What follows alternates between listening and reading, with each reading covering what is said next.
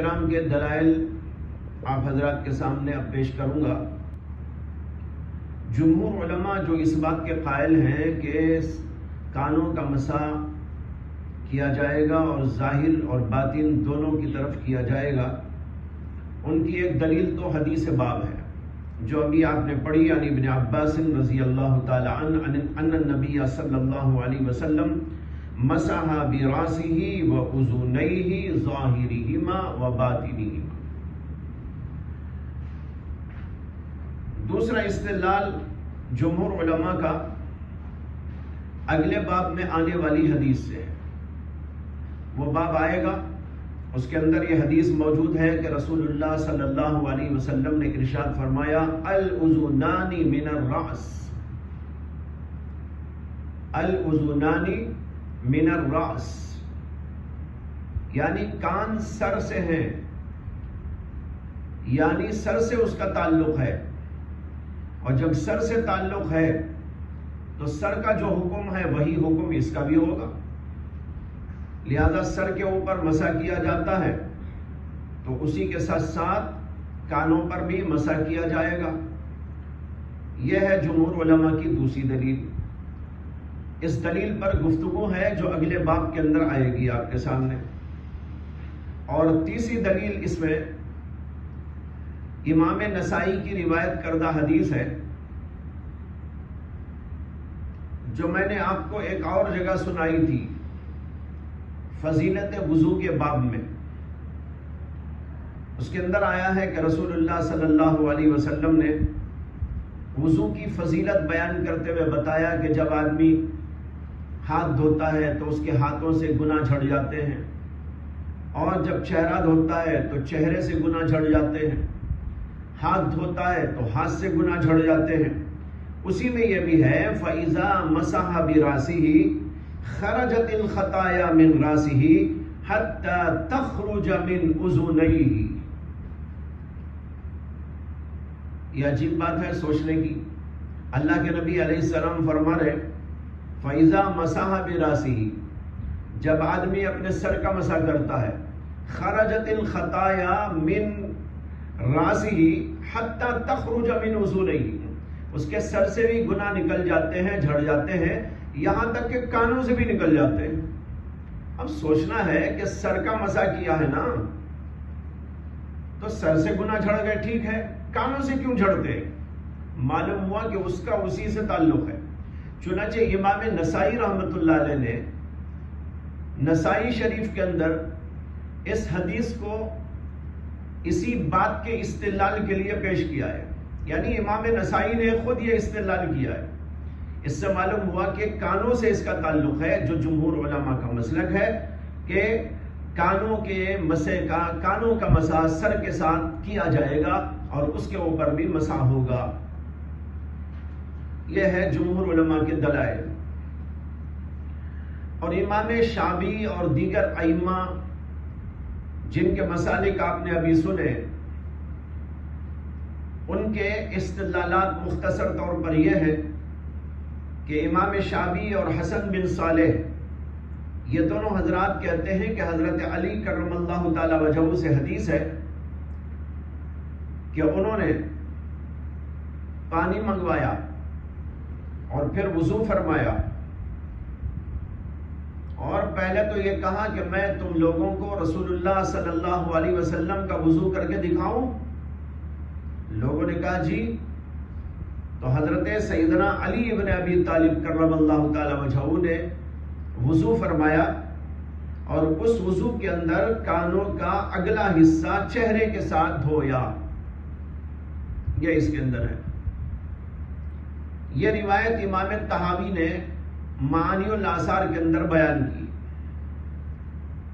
اس سے امام شافعی اور حسن بن صالح کا استدلال ہے، لیکن جمہور علماء نے اس حدیث کا جواب یہ دیا ہے کہ اس روایت پر امام بزار نے اور امام منذری نے اعتراض کیا ہے، یعنی اس کو صحیح نہیں مانا ہے۔ اور امام ترمذی تو یہ کہتے ہیں کہ جب میں نے یہ روایت امام بخاری کے سامنے پیش کی تو انہوں نے کہا لا عارف، میں تو اس حدیث کو جانتا ہی نہیں۔ کیا مطلب؟ امام بخاری کا نہ جاننا تو بہت بڑا معنی رکھتا ہے، دیگر لوگوں کا نہ جاننا تو جہالت کی دلیل ہوتی ہے، محدث کا کسی حدیث کو نہ جاننا اس کے بہت بڑے علم کی دلیل ہوتی ہے۔ اب امام بخاری کہہ رہے ہیں میں نہیں جانتا، تو مطلب یہ ہے کہ یہ حدیث اس طرح کی ہے ہی نہیں۔ تو معلوم ہوا کہ یہ حدیث انتہائی کمزور، ضعیف اور غیر ثابت حدیث ہے۔ یہ تو دلیل امام شافعی اور حسن بن صالح کی تھی، اور امام ابن شریح جو شوافع میں سے ہیں، انہوں نے استدلال کیا ہے اپنے مسلک پر ترمذی، ابو داؤد، نسائی اور ابن ماجہ کی ایک حدیث سے، جو حضرت سیدہ عائشہ صدیقہ رضی اللہ تعالی عنہا سے مروی ہے۔ اس حدیث میں یہ ہے کہ رسول اللہ صلی اللہ علیہ وسلم نے سجدہ تلاوت کیا، اور سجدہ تلاوت میں آپ نے دعا پڑھی۔ کیا دعا پڑھی؟ دعا یہ پڑھی سجد وجہی للذی خلقہ وخلقہ وصورہ وشق سمعہ وبصرہ۔ یہ الفاظ ہیں، سجد وجہی للذی خلقہ وصورہ وشق سمعہ وبصرہ۔ اس کا ترجمہ یہ ہے کہ میرا چہرہ اس اللہ کے سامنے جھک گیا، سجدے میں پڑ گیا، جس اللہ نے اس چہرے کو پیدا کیا اور اسے شکل عطا کی، وشق سمعہ وبصرہ، اور اس کے اندر کان اور آنکھ پیدا کیے۔ یہاں پر دیکھیے شق سمعہ آیا ہے، سمعہ ہو کی ضمیر چہرے کی طرف ہے، اس لیے کہ ماقبل میں اسی کا ذکر ہے، سجد وجہی۔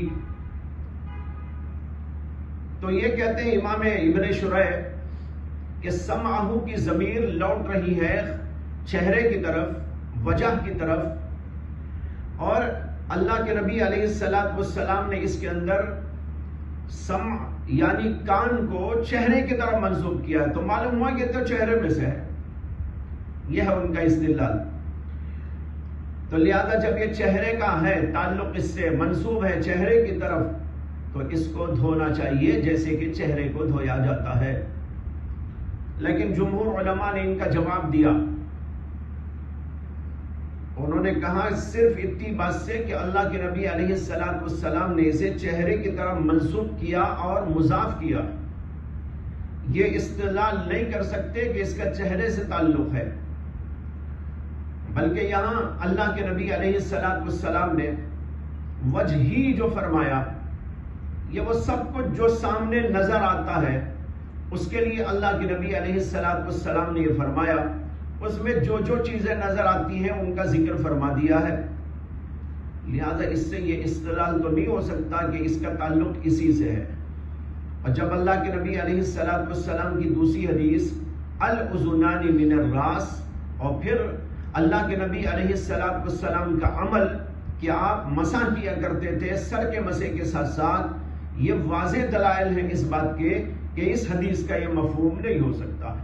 اگر یہ مفہوم ہوتا تو اللہ کے نبی علیہ السلام کبھی تو چہرے کے ساتھ دھو کے دکھاتے، لیکن ایک حدیث بھی موجود نہیں ہے پورے ذخیرے حدیث کے اندر جو یہ بتاتی ہو کہ اللہ کے نبی علیہ السلام نے کبھی چہرے کے ساتھ اپنے کانوں کو دھویا ہو یا چہرے کے ساتھ کانوں کا مسح کیا ہو۔ جہاں بھی آیا ہے وہ یہی آیا ہے کہ اللہ کے نبی علیہ السلام نے اس کا مسح کیا، اور یہ بھی آیا ہے کہ اللہ کے نبی علیہ السلام نے اس کے ظاہر کا اور باطن کا مسح کیا، اور یہ دونوں کام اس وقت میں کیے جب آپ نے سر کا مسح کر لیا، جیسے کہ جو روایت ہمارے سامنے ہے باب میں صاف ہے، مسح براسہ ووضوءہ، سر کے مسح کے بعد اللہ کے نبی نے اذن کا، صحابی اذن کا ذکر کر رہے ہیں کہ اللہ کے نبی نے پہلے تو سر کا مسح کیا اور پھر کانوں کا مسح کیا۔ اس سے معلوم ہوا کہ یہ جمہور کا مسلک اپنی جگہ پر صحیح ہے، دیگر علماء کو جو ان کے دلائل تھے اس کا جواب یہاں پر دے دیا گیا۔ اس کے بعد امام ترمذی کی عبارت دیکھیں، انہوں نے کہا قال ابو عیسیٰ وفی الباب عن الربیع، اس باب میں حضرت ربیع بنت معوذ بن افرا کی حدیث بھی ہے۔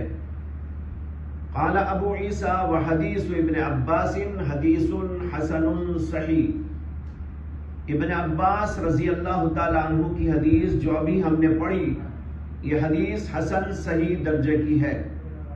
والعمل على هذا عند اکثر اہل العلم يرون مسح الاذنین ظہورہما وبطونہما، عمل اکثر اہل علم کے پاس اسی پر ہے کہ وہ یہ خیال کرتے ہیں کہ کانوں کا مسح کرنا چاہیے، ظہورہما وبطونہما، ان کے ظاہر کا بھی اور ان کے باطن کا بھی، سامنے والے حصے کا بھی اور پیچھے والے حصے کا بھی، دونوں کو مسح کرنا چاہیے۔ یہ ہے جمہور علماء کا مسلک اس سلسلے میں۔ اس کے بعد دوسرا باب ہے باب ما جاء ان الاذنین من الراس۔ ابھی میں نے آپ کو بتایا کہ اگلے باب کے اندر حدیث آنے والی ہے۔ امام ترمذی رحمۃ اللہ علیہ نے حدیث ہی کے الفاظ کو باب بنا دیا ہے۔ حدیث کے اندر الفاظ آ رہے ہیں اور یہ حدیث ہے شہر ابن حوشب سے، اور شہر ابن حوشب نے اس کو روایت کیا ہے ابو امامہ سے۔ حضرت ابو امامہ رضی اللہ عنہ نے کہا توضأ النبی صلی اللہ علیہ وسلم فغسل وجهه ثلاثا ويديه ثلاثا ومسح براسه وقال الاذنان من الراس۔ اللہ کے نبی علیہ السلام نے وضو کیا، اپنا چہرہ 3 دفعہ دھویا، ہاتھوں کو 3 دفعہ دھویا اور اپنے سر کا مسح کیا اور یوں فرمایا الاذنان من الراس، کان سر میں سے ہے۔ تو معلوم ہوا کانوں کا تعلق سر سے ہے، جیسے کہ ابھی آپ نے سن لیا۔ لیکن اس باب کے اندر ایک اور مسئلہ ہے جس کے اوپر بحث ہے، اور وہ مسئلہ یہ ہے کہ سر کے مسح کے لیے نیا پانی لینا ہے یا سر ہی کے پانی سے کانوں کا مسح بھی کر لینا ہے۔ یہ مسئلہ بھی اختلافی ہے، اور اس باب کے اندر دراصل مقصود یہی بتانا ہے۔ باقی وہ مسئلہ تو اوپر گزر گیا کہ کانوں کا تعلق کس سے ہے، اور یہ کہ کانوں پر مسح کیا جائے گا۔ کانوں پر مسح کرنا جو جمہور کا مسلک ہے وہ تو اوپر والے باب میں آپ نے دیکھ لیا، لیکن اس باب میں مسئلہ یہ ہے کہ کانوں کا وظیفہ مسح تو ہے، لیکن اس مسح کے لیے نیا پانی لینا ہے یا سر ہی کے پانی کو استعمال کر لینا ہے جو بچا ہوا ہاتھوں میں ہوتا ہے۔ یہ مسئلہ بھی اختلافی ہے۔ اس میں علماء احناف کا مسلک یہ ہے کہ کانوں کا مسح سر کے ساتھ ہوگا، اور تری اگر باقی ہو تو اسی تری سے کانوں کا مسح کرنا چاہیے، اور اگر تری نہ ہو تو نیا پانی لے لینا چاہیے۔ تری عام طور پر تو تری باقی رہتی ہے ہاتھوں میں، اگر تری باقی ہے تو اسی تری سے کانوں کا مسح کیا جائے۔ ہاں اگر کبھی تری نہ ہو، سوکھ جائے، تو اس صورت کے اندر نیا پانی لے لیا جائے۔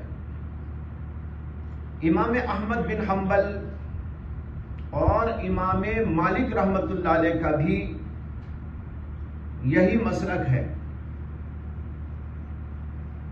اور ان کی ایک ایک روایت امام شافعی کے مطابق بھی ہے۔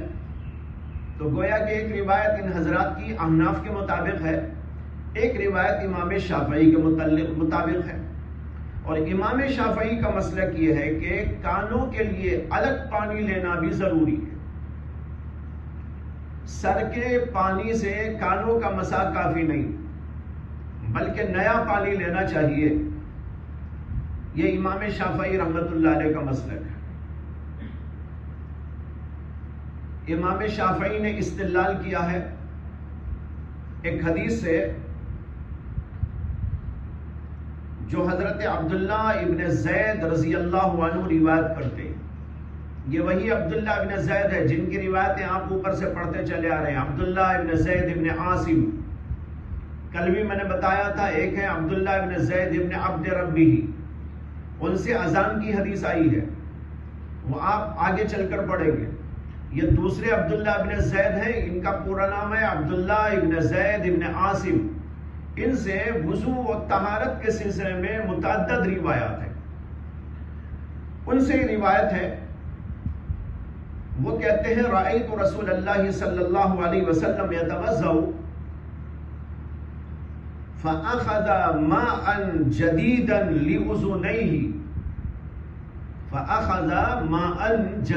لأذنيه خلاف الماء الذي مسح به رأسه. میں نے اللہ کے رسول علیہ السلام کو دیکھا کہ آپ نے وضو کیا اور اپنے کانوں کے لیے نیا پانی لیا، اس پانی کے علاوہ جو پانی کے سر کے مسح کے لیے استعمال کیا تھا. تو سر کے مسح کے لیے الگ، اور پھر اس کے بعد جب آپ نے کانوں کا مسح کرنا چاہا تو نیا پانی لیا. اس حدیث کو امام حاکم نے مستدرک میں اور امام بیہقی نے اپنی سنن کے اندر روایت کیا ہے. اور یہ حدیث امام شافعی کے مسلک کی بڑی صریح دلیل ہے، بہت ہی واضح. ماء جدیدا لأذنیہ خلاف الماء الذی مسح به رأسہ. اس سے امام شافعی استدلال کرتے ہیں کہ نیا پانی لینا چاہیے. لیکن اس کا جواب علماء نے یہ دیا ہے، ہمارے علماء نے، کہ امام ابن دقیق العید رحمہ اللہ نے اپنی کتاب الامام میں فرمایا کہ اس حدیث کے بعض طرق میں تو یہ وارد ہے اور بعض طرق کے اندر یہ نہیں ہے. بعض طرق میں اس طرح آیا ہے وَمَسَحَ بِرَأْسِهِ بِمَاءٍ غَيْرِ فَضْلِ يَدَيْهِ.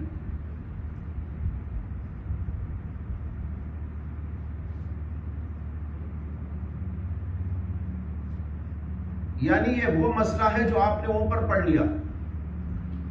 یاد ہوگا آپ کو کہ امام ترمذی نے حدیث پیش کی تھی، چنانچہ 2 باب پہلے دیکھیے یاخذ لراسہ ماء جدیدا باب آیا تھا، اس کے اندر یہی حدیث آئی تھی، یہی عبداللہ بن زید کی حدیث. کھول کے دیکھ لو کتابوں میں. عن عبداللہ ابن زید انہ رأى النبی صلی اللہ علیہ وسلم توضأ ومسح رأسہ بماء غیر فضل یدیہ. امام ابن دقیق العید کی تحقیق یہ ہے کہ یہ وہی حدیث ہے اور انہی صحابی سے، جیسے کہ ابھی میں نے بتایا عبداللہ ابن زید سے. تو یہاں کسی راوی کو کچھ وہم ہو گیا اور انہوں نے اس کو دوسرے انداز سے پیش کر دیا، ورنہ تو اصل یہ ہے کہ یہ حدیث یہ بتا رہی ہے کہ حضرت عبداللہ ابن زید نے اللہ کے نبی کو دیکھا وضو کرتے ہوئے، تو آپ نے سر کا مسح کیا ہاتھوں کے پانی کے علاوہ نیا پانی لے کر. یہ مسئلہ اوپر گزر گیا کہ سر کے مسح کے لیے نیا پانی لینا شرط ہے یا سنت. وہاں بتایا تھا کہ جمہور کا مسلک ہے شرط، احناف کا مسلک یہ ہے کہ سنت. یہ بحث گزر گئی. تو یہاں یہ حدیث یہ بتانا چاہتی ہے کہ اللہ کے نبی علیہ السلام نے ہاتھوں کے دھونے کے بعد نیا پانی لے کر سر کا مسح کیا. علماء احناف اسی حدیث سے کہتے ہیں کہ سنت ہے اللہ کے رسول صلی اللہ علیہ وسلم، لیکن جمہور کہتے ہیں اسی حدیث کو رکھ کر کہ یہ شرط ہے کہ نیا پانی لینا چاہیے. اگر نیا پانی نہ لیا تو ان کے پاس وضو ہی نہیں ہوتا. یہ سر کے لیے، کانوں کے لیے نہیں. اور یہاں جو بحث ہو رہی ہے وہ کانوں کی ہو رہی ہے. تو اب ابن دقیق العید رحمت اللہ علیہ یہ کہنا چاہتے ہیں کہ بھائی متعدد روایات ایسی ہیں جس کے اندر یہ لفظ ہی نہیں آیا، وہاں یہ لفظ آیا ہے.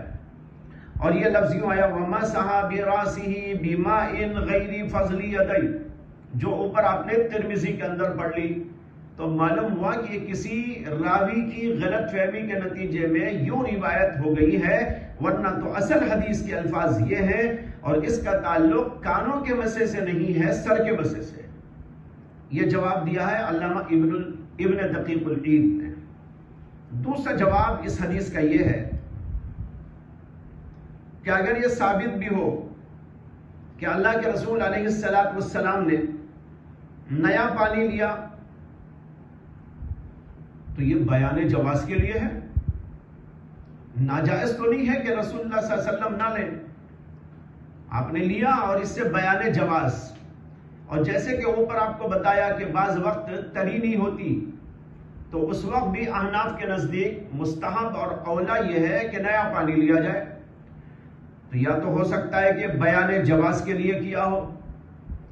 اور تیسرا جواب علامہ ابن الحمام رحمۃ اللہ علیہ نے فتح القدیر کے اندر یہ دیا ہے کہ نیا پانی آپ نے اس وقت میں لیا جب انگلیوں کی تری سوکھ گئی تھی،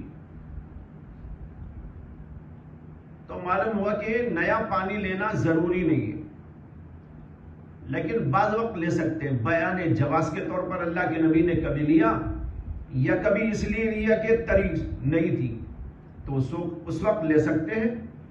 تو لہذا یہ دلیل اس بات کے لیے جو ہے واضح نہیں ہے کہ ہمیشہ اللہ کے نبی علیہ السلام نے نیا پانی لیا، اور پھر جیسے کہ بتا دیا کہ اس حدیث کا تعلق اس باب سے ہے بھی نہیں۔ یہ تین جوابات علماء احناف نے اس سلسلے میں دیے۔ علماء شوافع کا ایک دوسرا استدلال اپنے مسلک پر یہ ہے کہ امام طبرانی نے معجم صغیر میں روایت نقل کی اور اس کے اندر یہ آتا ہے وَأَخَذَ مَاءً جَدِيدًا لِسَمَاخَيْهِ فَمَسَحَ سَمَاخَيْهِ۔ سماخ کہتے ہیں سوراخ، کانوں کا سوراخ۔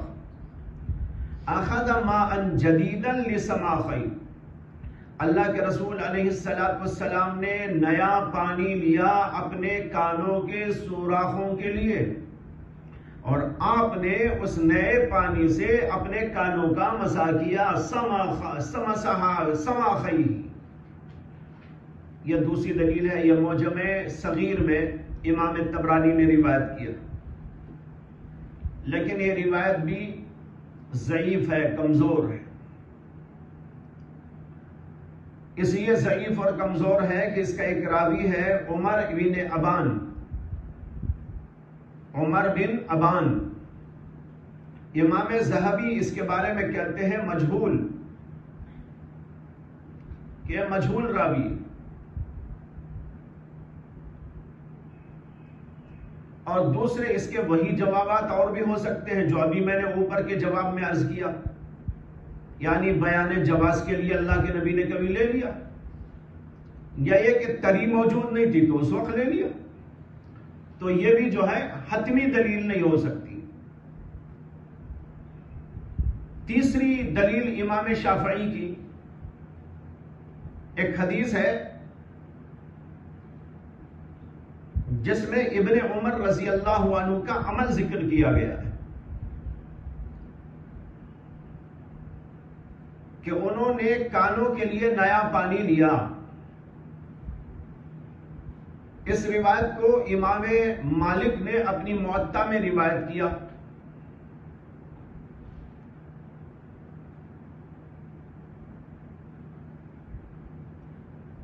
ہماری طرف سے اس کے بھی کئی جوابات دیے گئے۔ ایک جواب تو یہ ہے کہ یہ حدیث موقوف ہے، مرفوع نہیں۔ مرفوع کے مقابلے میں موقوف کا اعتبار نہیں ہوا کرتا۔ موقوف روایت جو صحابی پہ جا کے ختم ہو جاتی ہے، ان کا قول، ان کا فعل، ان کی تقریر۔ مرفوع حدیث ہے جو حضور تک پہنچتی ہے، اس میں حضور کا عمل، حضور کا قول یا حضور کی تقریر بیان کی جاتی ہے۔ اب رسول اللہ صلی اللہ علیہ وسلم کی حدیث کے مقابلے میں کہ اللہ کے رسول کہہ رہے ہیں الاذنان من الراس، اس کے مقابلے میں یہ جو آیا یہ حضرت عبداللہ بن عمر کا عمل ہے، تو اللہ کے نبی کی حدیث کے مقابلے میں ایک صحابی کے عمل کو وہ مقام نہیں مل سکتا۔ دوسرا جواب وہی دیا گیا، ہو سکتا ہے تری نہ ہونے کی وجہ سے انہوں نے بھی لیا ہو۔ اس لیے یہ بھی حتمی بات نہیں. یہ چند دلائل تھے جو امام شافعی رحمۃ اللہ علیہ اور ان کے متبعین حضرات نے پیش کیے ہیں اس بات کے لیے کہ کانوں کے مسح کے لیے نیا پانی لینا ضروری ہے. بغیر نیا پانی لیے اگر کان کا مسح کرتے ہیں تو کان کا مسح متحقق نہیں ہوتا. باقی دوسرے حضرات جن میں سر فہرست حنفیہ ہیں اور امام احمد بن حنبل اور امام مالک بھی، یہ حضرات حدیث باب سے استدلال کرتے ہیں. ابھی آپ کے سامنے حدیث آئی کہ اللہ کے رسول علیہ السلام نے سر کا مسح کیا اور یوں فرمایا الاذنان من الراس، کان سر سے ہے، یعنی ان کا تعلق سر سے ہے. علماء احناف اس کی تشریح کرتے ہیں کہ جس طریقے پر سر کا مسح کرنا ہے اسی طریقے پر اس کا مسح کانوں کے ساتھ ساتھ ہو جائے گا. جب کان کا مسح، سر کا مسح ہوگا تو کانوں کا مسح اس کے ساتھ میں ہوگا. اس لیے فرمایا الاذنان من الراس. اور ظاہر بات ہے کہ اللہ کے نبی علیہ السلام یہ بات ظاہری تخلیق کے اعتبار سے تو نہیں فرمائیں گے. یعنی یہ نہیں فرمائیں گے کہ بھائی سر میں کان لگے ہوئے ہیں، وہ تو سب کو دکھ رہے. اور نہ اللہ کے نبی علیہ السلام کا یہ منصب ہے. یہ تو علماء تشریح الاعضاء کا یعنی اہل طب کا موضوع ہے کہ وہ بتائیں گے کہ کان کا تعلق کہاں سے ہے، کہاں سے نہیں ہے، کہاں کیا اس کا جوڑ ہے وغیرہ وغیرہ. اللہ کے نبی علیہ السلام کا یہ موضوع نہیں. اور دوسرے یہ ہے کہ یہ بات اتنی کھلی ہوئی اور بدیہی ہے کہ اس کھلی ہوئی بدیہی حقیقت کو خامخواہ کیوں بیان کریں گے اللہ کے رسول علیہ السلام. جیسے اگر کوئی کہنے لگے کہ بھائی آسمان ہمارے اوپر ہے، کوئی بہت بڑے مولانا ہو، کوئی محدث اور فقیہ صاحب ہو، مجتہد امام ہو، اور وہ آپ سے بیان کریں دیکھو ایک بات میں کہتا ہوں اچھی طرح یاد رکھنا کہ آسمان جو ہے نا ہمارے سر کے اوپر ہے. آپ کو ہنسی آ جائے گی، آپ کہیں گے کہ آئے عجیب لطیفہ ہے. یا کوئی مولانا صاحب، کوئی محدث صاحب، کوئی فقیہ صاحب، بلکہ کوئی ڈاکٹر صاحب، کوئی انجینئر صاحب، کوئی اور دنیا کے علوم و فنون کے ماہر بھی اگر یہ کہیں کہ زمین ہمارے پیروں کے نیچے ہے بھیا، یاد رکھنا اسے، تو آپ سب کو ہنسی آ جائے گی. یہ کون سی عجیب بات ہے کہ کہنے کو بیٹھ گئے. تو بھائی اللہ کے رسول علیہ السلام ایک ایسی بات کیوں کہیں گے؟ الاذنان من الراس، اس کا تعلق سر سے ہے. وہ تو نظر خود ہی آ رہا ہے اس کے ساتھ ہے. تو اسی علماء احناف کہتے ہیں کہ اللہ کے رسول صلی اللہ علیہ وسلم کا مقصد اس سے تخلیق کی بات بتانا نہیں بلکہ یہاں حکم شرعی بتانا ہے. اور حکم شرعی بتانا رسول اللہ صلی اللہ علیہ وسلم کی ذمہ داری ہے اور آپ کی ڈیوٹی ہے اور آپ کا منصب ہے. اس لیے آپ نے یہ فرمایا الاذنان من الراس. کیا مطلب؟ کہ کانوں کا تعلق سر سے ہے، لہذا سر کا جیسے مسح کیا جاتا ہے ویسے اس کا مسح اس کے بعد کرنا چاہیے. یعنی اسی پانی سے کرنا چاہیے، اسی سے اس کا تعلق ہے. جب اسی سے اس کا تعلق ہے تو الگ سے پانی لینے کی ضرورت نہیں ہے. جیسے ایک حصہ سر کے لیے آپ نیا پانی نہیں لیتے، داہنی طرف کا مسح کریں، بائیں طرف کے لیے نیا پانی نہیں لیتے، بائیں طرف کا مسح کریں تو داہنی طرف کے لیے نیا پانی نہیں لیتے، پیچھے کریں تو سامنے کے لیے نہیں لیتے، سامنے کریں تو پیچھے کے لیے نہیں کرتے، بلکہ ایک دفعہ لے کر پورے سر کو استعمال کرتے ہیں. ایسا نہیں کہ یہاں استعمال کر لیا تو یہاں کے لیے نیا پانی، پھر یہاں کے لیے نیا پانی، ایسا نہیں استعمال کرتے. اسی طریقے پر اس کا بھی تعلق سر سے ہے، لہذا اسی کے ساتھ اس کو بھی کر لو. یہ ہے علماء احناف کا اس حدیث کے بارے میں نقطہ خیال اور تشریح. اس سے معلوم ہوا کہ نیا پانی لینے کی ضرورت نہیں. یہی اس حدیث سے ثابت ہوا الاذنان من الراس. لیکن اس حدیث کے اوپر کلام ہے امام ترمذی آگے کہتے ہیں قال ابو عیسیٰ قال قتیبہ امام ترمذی کے استاد ہیں جو اس حدیث کے راوی ہیں. قتیبہ نے کہا قال حماد لا ادری ھذا من قول النبی صلی اللہ علیہ وسلم او من قول ابی امامہ. اس کے راویوں میں سے ایک ہے حماد ابن زید جو امام قتیبہ کے استاد ہیں. امام قتیبہ کہتے ہیں کہ ہمارے استاد حماد بن زید نے اس حدیث کو سنانے کے بعد یوں کہا لا ادری میں نہیں جانتا ھذا من قول النبی صلی اللہ علیہ وسلم او من قول ابی امامہ کہ اللہ کے رسول کا قول ہے الاذنان من الراس یا یہ حضرت ابو امامہ کا قول ہے یہ میں نہیں جانتا. ان کو شک ہو گیا اس میں. اب ان کو جس سند سے پہنچی تھی انہوں نے اس حدیث کو جو ان کے سامنے بیان کیا تو ان کے بیان کرنے کے بعد ان کو یہ اطمینان نہیں ہوا کہ بیان کرنے والوں نے یہ اللہ کے نبی علیہ السلام کے قول کے طور پر ذکر کیا یا ابو امامہ کے قول کے طور پر. اسے کہ اس میں حدیث کے الفاظ جو ہیں نا تبزع النبی صلی اللہ علیہ وسلم فغسل وجهه ثلاثا ويديه ثلاثا ومسح براسه وقال. یہ وقالا کی ضمیر میں ان کو شک ہو رہا ہے کہ قالا سے مراد اللہ کے رسول ہیں یا ابو امامہ ہیں جو راوی حدیث ہیں.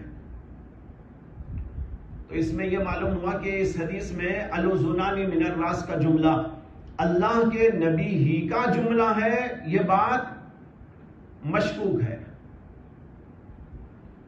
دوسرے امام ترمذی نے آگے کہا قال ابو عیسیٰ ھذا حدیث حسن لیس اسنادہ بذاک القائم. یہ حدیث اس کی سند ویسی مضبوط نہیں ہے کھڑی ہوئی نہیں ہے.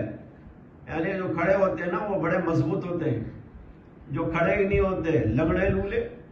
تو یہ حدیث بھی ذرا لنگڑی لولی حدیث ہے یعنی مطلب مضبوط نہیں ہے. لیس اسنادہ بذاک القائم یہ امام ترمذی کہہ رہے. بعض نسخوں میں یہاں پر حسن بھی لکھا ہوا ہے. آپ کی کتاب میں تو نہیں ہے نا ھذا حدیث لیس اسنادہ بذاک القائم. یہاں نسخوں میں فرق ہے امام ترمذی کے. ایک نسخہ تو وہ ہے کہ اس میں صرف حدیث ہے اور دوسرا نسخہ یہاں پر یہ ہے کہ یہاں بعض نسخوں میں حدیث حسن بھی آیا ہے. اگر حدیث حسن ہو تو پھر تو یہ حدیث حسن ہو گئی لیکن اگلا جملہ اس کے اعتبار سے ذرا مخدوش ہو جائے گا اور اس کی وجہ سے حسن کا جملہ مخدوش ہو جائے گا. اکثر نسخوں کے اندر یہ لفظ نہیں ہے حسن کا. صرف اتنا ہی ہے حدیث لیس اسنادہ بذاک القائم کہ اس حدیث کی سند کچھ مضبوط نہیں ہے. یہ ہے جو امام ترمذی رحمت اللہ علیہ نے یہاں پر بتایا. اب ہمیں اس کے سلسلے میں تھوڑی سی گفتگو ہے کہ اس حدیث کی سند کیسی ہے اور کیا ہے. اور دوسرے یہ کہ جو جملہ الاذنان من الراس یہ اللہ کے نبی ہی کا جملہ ہے یا یہ مشکوک ہے. یہ دو باتیں ہیں جس کو اس وقت میں آپ کے سامنے ذکر کروں گا. جہاں تک پہلی بات کا تعلق ہے کہ اس کی سند قوی نہیں ہے تو سب سے پہلے تو یہ سمجھیے کہ امام زیلعی رحمت اللہ علیہ نے نصب الرایہ فی تخریج احادیث الہدایہ کے اندر اس حدیث کا ذکر کرتے ہوئے بتایا ہے کہ یہ حدیث 8 صحابہ سے منقول ہے. یہ صرف ابو امامہ سے نہیں آئی ہے 8 صحابہ سے منقول ہے.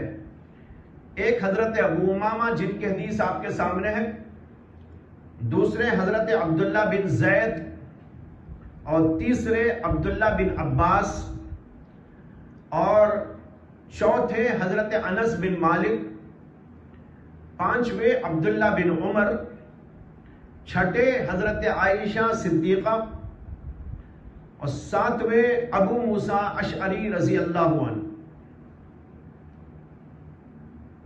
8 ہو گئے نا.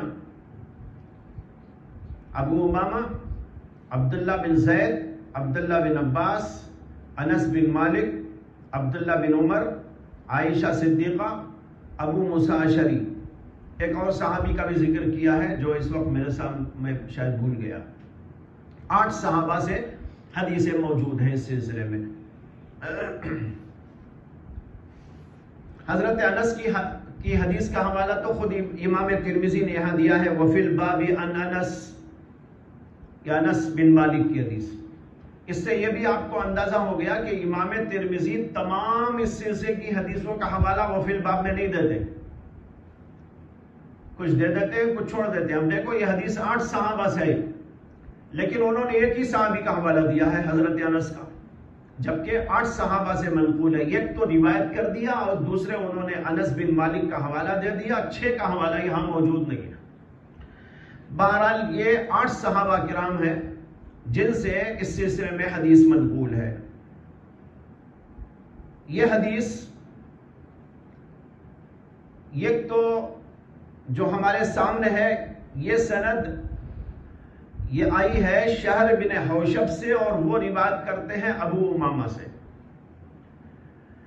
اور زید بن حضرت عبداللہ بن زید کی جو حدیث ہے اس کو امام زیلعی رحمت اللہ علیہ نے اس سلسلے کی تمام احادیث میں سب سے زیادہ بہتر حدیث قرار دیا ہے۔ اس کو انہوں نے مکمل روایت کیا ہے، الفاظ سب کے ایک ہی ہیں، الوزنان من الراس، اور اس کی سند کو انہوں نے حسن درجے کی قرار دیا ہے۔ دوسری یہ حدیث ہے جو ہمارے سامنے ہے،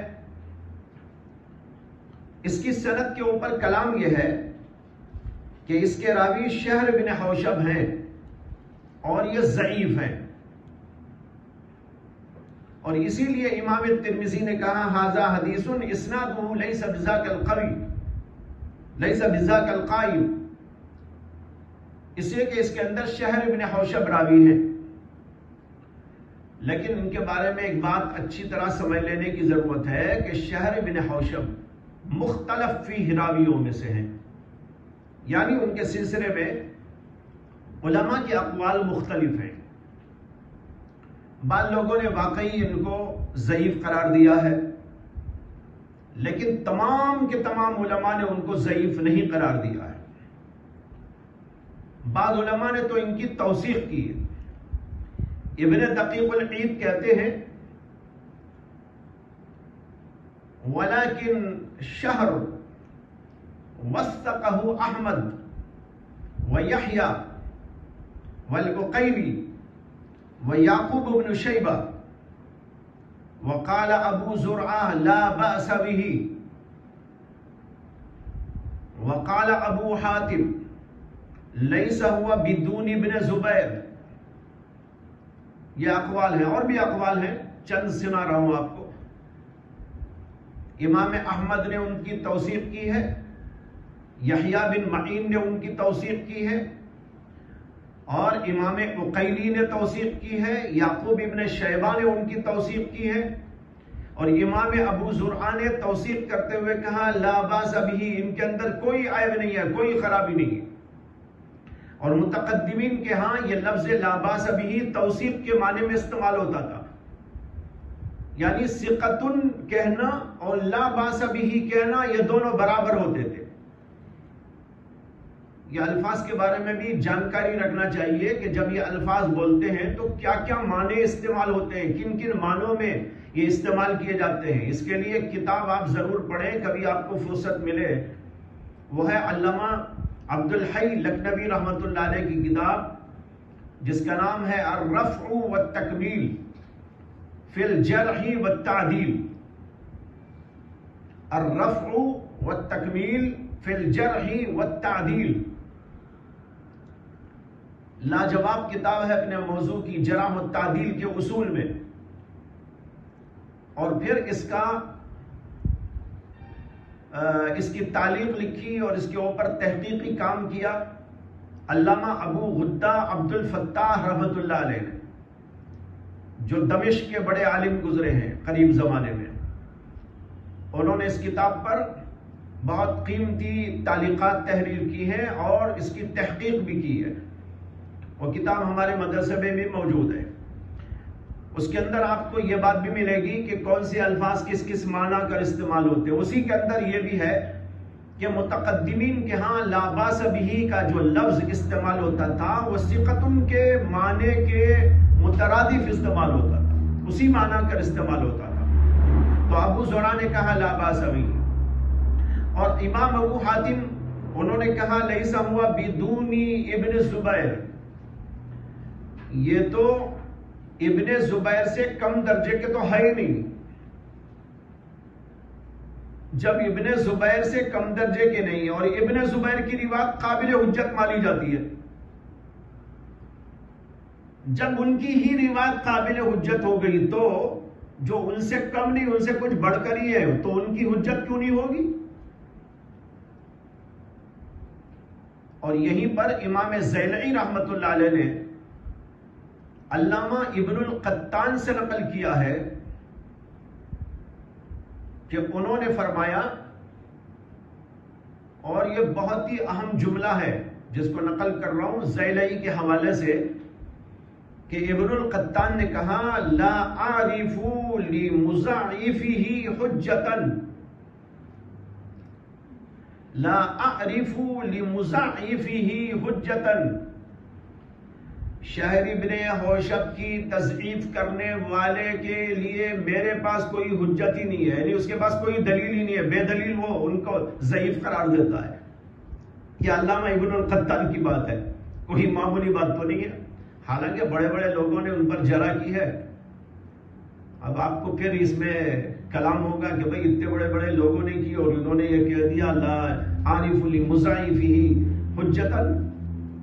اس کا مطلب یہ ہے کہ کرنے والوں نے تو کی ہے، جرح تو کی ہے، لیکن ان کی جو دلیلیں ہیں وہ اتنی مضبوط نہیں ہیں، ان کو ضعیف قرار دینے کے لیے کافی نہیں. ایسا ہو جاتا ہے. میں نے آپ کو پہلے بھی بتایا تھا کہ حضرت اکریمہ کے بارے میں بڑی سخت جرح کی گئی. اکریمہ کون؟ جو حضرت سیدنا عبداللہ بن عباس کے شاگرد بھی تھے اور ان کے آزاد کردہ غلام. ان کی بہت روایتیں بخاری شریف کے اندر موجود ہیں، لیکن بخاری پر بھی اس لیے جرح کی گئی کہ انہوں نے ان کی روایتیں اپنی کتاب میں درج کی، لیکن اس کے جوابات دیے گئے اور بتایا گیا دیکھو وہاں جرح کی گئی لیکن اس کے باوجود ان جروحات کا جواب دیا گیا اور ان کے اندر کوئی مضبوطی نہیں تھی. تو اس لیے یہ بھی ایک اصول ہے، یاد رکھنا ہے کہ جرح مبہم کا کوئی اعتبار نہیں.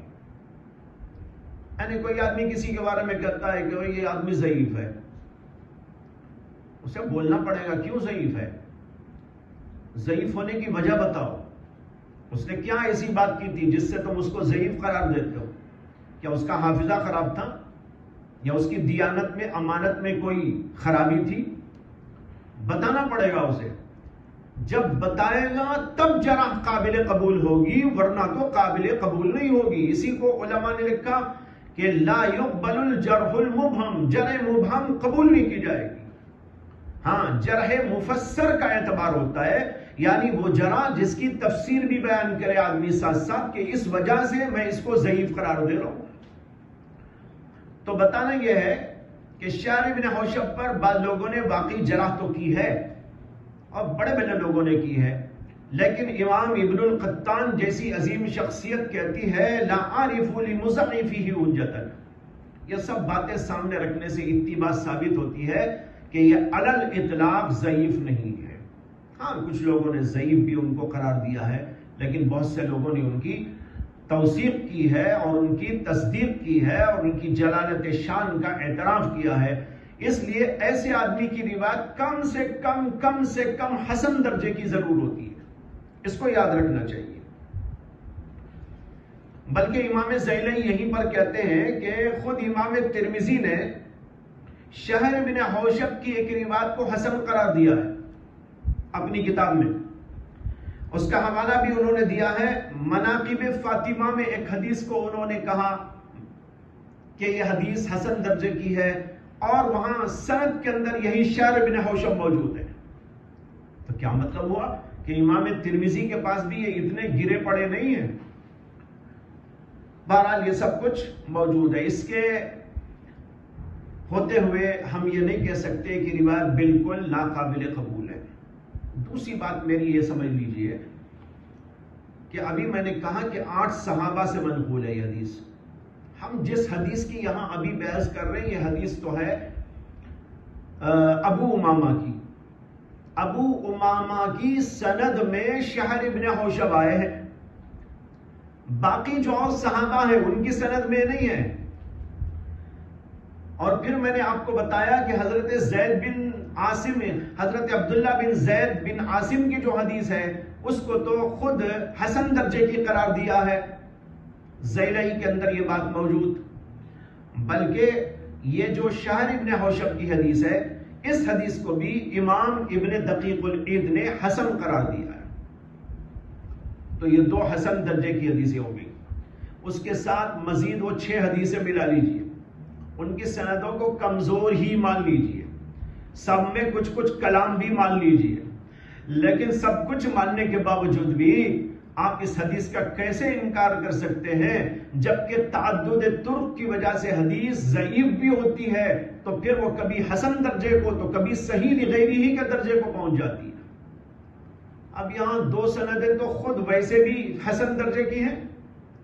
اب اس کے ساتھ وہ 6 حدیثیں مل جائیں گی تو صحیح لغیری ہی کے درجے کو پہنچ جائیں گی. سمجھ میں آ رہی نا بات؟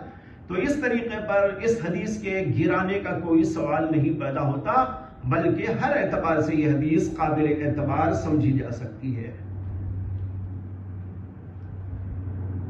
دوسرا یہاں پر اعتراض یہ تھا جس کو امام ترمذی نے اپنے استاد حضرت قتیبہ سے نقل کیا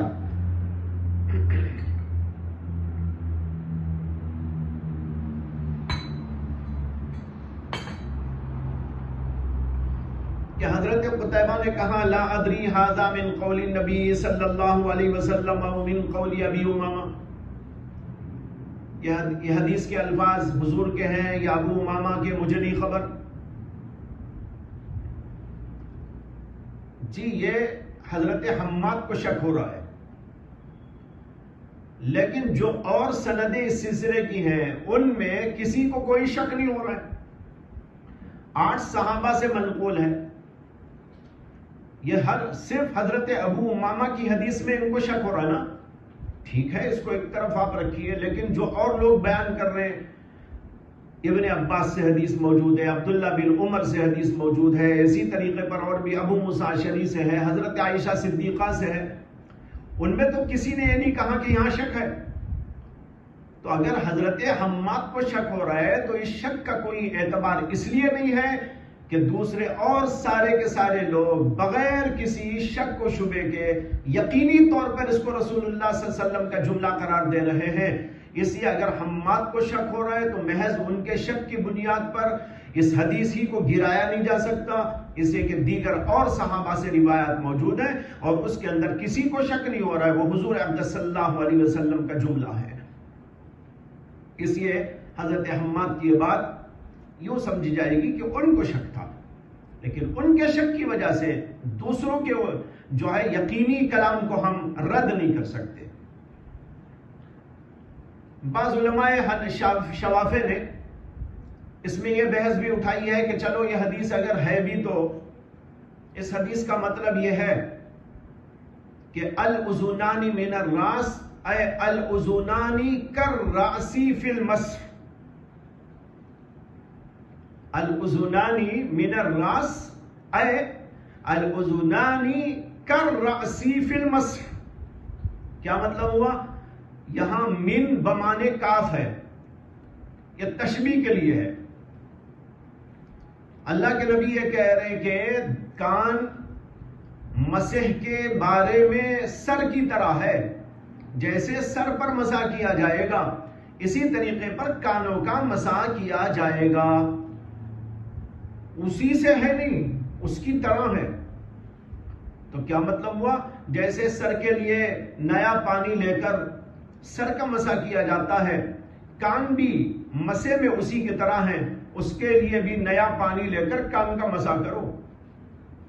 یہ بعض علماء شوافع نے بتایا. لیکن ہمارے علماء نے جواب یہ دیا ہے کہ کہیں بھی من کا لفظ کاف کے معنی میں عربی میں استعمال نہیں ہوتا، یعنی تشبیہ کے لیے کہیں نہیں آتا. تشبیہ کے لیے کاف استعمال ہوتا ہے، یہ تو معروف ہے. زیدن کا لسد، کاف تو تشبیہ کے لیے آتا ہے، لیکن کہیں بھی من کا لفظ تشبیہ کے لیے آتا ہے ایسا نہیں ہے عربی کے اندر. اگر یہ تشبیہ کے لیے مان لے تو پھر یہ کہنا بھی درست ہونا چاہیے الرجلان من الیدین. اب پوچھے بھائی یہ کیا ہے الرجلان من الیدین؟ پیر ہاتھوں میں سے ہے، تو آپ اس کی تشریح کریں. میرا مطلب یہ ہے الرجلان کالیدین فی الغسل. وہاں فی المسح تھا یا فی الغسل؟ یہ بھی دھوئے جاتے ہیں، وہ بھی دھوئے جاتے ہیں، پیر بھی دھوئے جاتے ہیں، ہاتھ بھی دھوئے جاتے ہیں. اس لیے میں کہہ رہا ہوں الرجلان من الیدین. تو جیسے ایک کلام کوئی نہیں مانے گا، اسی طرح اگر کوئی کہنے لگے الرجلان من الوجہ، الرجلان من الوجہ، پیر چہرے میں سے ہیں. ارے چہرے میں سے کیسے ہو جائیں گے پیر؟ تو آپ نے کہا نہیں دھونے کے اندر تشبیہ دے رہا ہوں. جیسے چہرے کو دھویا جاتا ہے پیروں کو بھی دھویا جاتا ہے. ظاہر بات ہے اس طرح کلام نہیں کیا جاتا. تو ہمارے علماء کہتے ہیں کہ یہ لفظ من کا استعمال کاف کے معنی میں جیسے یہاں بعض لوگ کہہ رہے ایسا کہیں مستعمل نہیں ہے. یہ چند باتیں تھی اس باب سے متعلق آپ کے سامنے کر دی گئی ہیں. وآخر دعوانا ان الحمد للہ رب العالمین. السلام علیکم.